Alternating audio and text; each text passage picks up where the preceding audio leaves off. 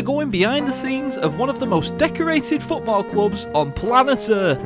It also happens to be home to one of the fiercest rivalries in football history.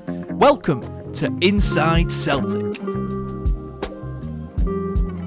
When we were coming out of the tunnel, it felt quite small, I thought. Yeah. But then, you come up to the top, and you're dizzy. I've never been dizzy in a football stadium. We went right to the top, didn't we? Yeah, in my life, like, I was walking around, and I thought, do you know what? I need to watch my balance here. I felt like I was like 85 for the first time in my life. I were actually like stumbling. Not far off. Yeah, no, look at like, but I was trying to be careful about what I did. And I just thought, do you know what? Up here, you can feel how we heard, didn't we? How when there's a goal scored, it's rocking. Yeah. It's actually rocking. The stadium shifts. And you could properly like get that feeling, I thought. Like, so I've never been, but we should start at the start, shouldn't we? It's been a full day. The start of the day, it's been a great day. So we came here.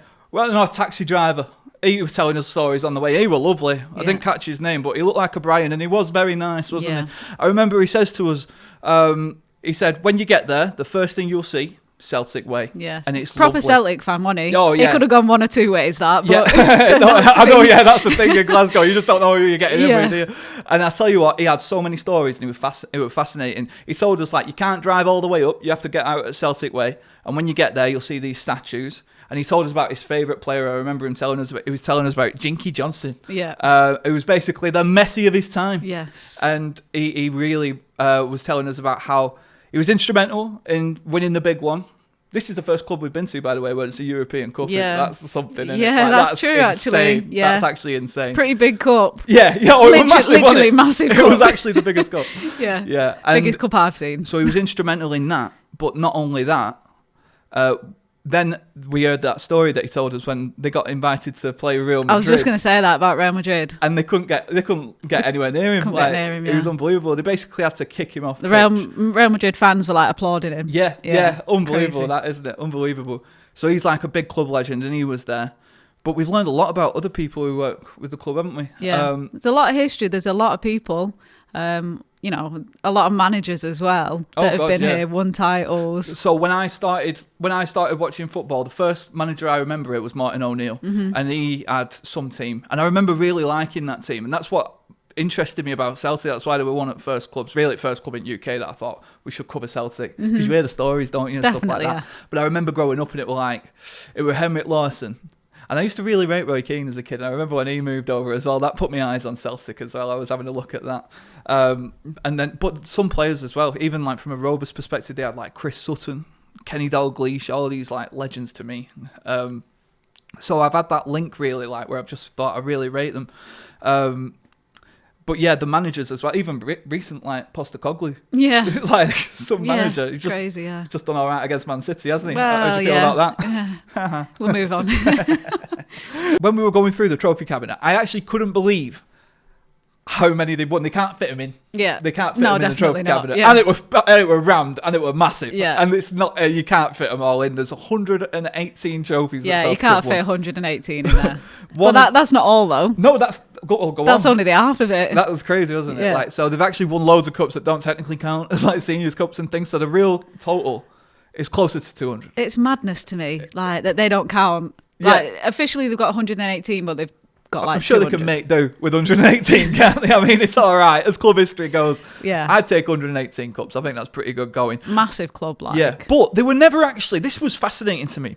They were never actually set up to make that happen. They were never set up for success. Yeah. The story of how they were found, I don't know if that's widely known, and it's fascinating to me. So, the founder of the club was a guy called Brother Wilfred, and he set the club up as a means of providing aid, charity, really, for poverty-stricken Irish who'd moved over to Glasgow during a famine. And the poverty was really bleak, and this club was set up to sort of prevent that. So to go from that simple, humble intention to where they are now, and look behind us, to go from the idea of can we help the community to this. Now it is a community. Europe. Yeah, like, it's crazy. Yeah. It's crazy. Yeah. I really like what we heard earlier about how this is like one of the last real communities. Do you know what I mean? It's true. It's where people come together, like no matter who they are, you know. People from the city come together here on a Saturday or a Sunday to watch. And it's true, like watch the games. when you think of like our society is so it can be divided these days and stuff like that, especially if you go on social media and stuff like that. Yeah. People are just like, opinions are all charged up these days, aren't they? And it's like, you look, the ones that are the most reaction, get the most engagement. So that's all you see. So you think everyone's a maniac when you, but like, anyway, that's a bit of a tangent. My point being that when you come to somewhere like here, all that's just gone, innit? Like, it's out the window, and it's about what's happening in front of you. And it's like, it's not even necessarily about the game, it's about the community. Definitely. It's about who's next to you. Yeah. It's about, and to be fair, like, when everyone's singing from the same sheet like that, that's how you get an atmosphere like this. Yeah. Do you know what I mean? I'd love to come to a game here. Yeah. I'd love it. Well, I felt like when we were walking up, I honestly felt like you could actually tell. I haven't really felt this strongly about this with any other club that we've been to so far. You can tell how chaotic it would be on a match day. Yeah. When you're just walking up, because there's not a chance when you get to the top. Yeah. There's not a chance that the atmosphere is not going to be unbelievable. Could you imagine like a Champions League game here? I'm surprised they're not knackered after that walk. Yeah, no, I know. Oh my God, it's proper cardio. If you want to lose weight, here's a tip. Come to Celtic Park and just go to the top, because I swear to God, I think I've done my 10,000 for the day. Anyway. Yeah. Right now, they're gearing up. It's Monday. On Wednesday, they're gearing up for a Champions League game. How much work goes into that? I had no idea, right? So, because UEFA are coming to town, everything stops, right? So what they've actually got now, they're putting up the UEFA branding, but they also have to remove any sponsors and things like that, just so that UEFA can be pleased, basically. UEFA... It's mad, like, how much goes into that. Like, even a little Adidas sign. I saw it at the beginning of the stadium, like, on the doors, and it was some poster about Christmas or something, and there was Adidas on it, and it was covered up, and I thought, oh, why is that covered up? Yeah, and then like, that's why. And it's mad to think that, like I say, it's a Monday. The game's not for 2 days. There's someone everywhere. There's someone working on something everywhere to get it ready for a game. How many people come together to make a match day happen is shocking, especially for a game of that significance when it's Champions League. There's literally someone everywhere just like tinkering on something. I don't know how many, I've lost count, but like, it feels like 100 people to me, just like all doing some little bit of the stadium up. So it's amazing. It is. It is amazing. It's amazing how much work goes in for like 90 minutes of a game. And when we got told about the atmosphere, I think it was Rangers, right? When they played Rangers, and the spotlight was shining on. Help me out with the story. Yeah. No, I remember the tale. Yeah, I do remember the tale. So basically, Rangers are here, right? Derby Day. One of the biggest games in football. And by the way, if I'm coming to see a game here, I think that's the one I want to see. Yeah, that was in my mind. Yeah, so basically Rangers are here, and then it were a night game. Rare that you get a night game against Rangers. That's the way it goes. And then like all the lights go out, so it's total blackout. The atmosphere is unreal, right?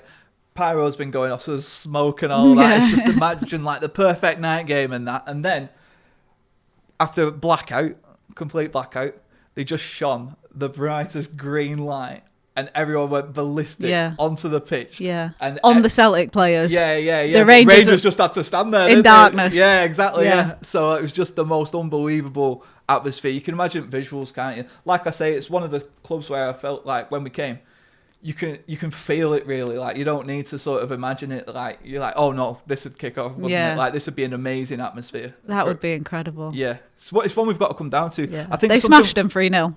Yeah. That was a story growing up for me. Like I don't want to take sides or nothing, because like people kick off with me, and I'm not here for that. But like I will say, when I was growing up, that were always the story. It were like Celtic doing Rangers like 3-0, 4-0 and stuff like that. That was just what I was grown up into. And I really did break that team. I liked Henrik Larsson. I thought it was some striker. And now, even when I look at the team now, they've got some players who I'm proper rate. Like I've always rated Kasper Schmeichel, you know. Like I always thought like, to do what he did, I'm not going to go on a mad tangent here, but to actually win the Prem with Leicester, that's quite good. Yeah, he was quite good for City as well. He was all right back in the day. Yeah, you're thinking of Peter? No. Kasper played for City? Yeah, for a little while. Forgot that. Yeah. All right, cool. A little while. One thing that I really did love, honestly, when I saw it, was when we walked into that first room, and it was the boardroom, how like it felt like it was from another time. It did. And in the best possible way. Yeah. Do you know what? I felt like I was going to Crucible or something like that. I got snooker vibes. Do you know what I mean? Yeah. It was just amazing. But like the history in that room. And I was like, don't touch it. Do you know what I mean? Yeah. Don't touch it. Leave it. It's bang on. This is what you want. I haven't seen a club like that.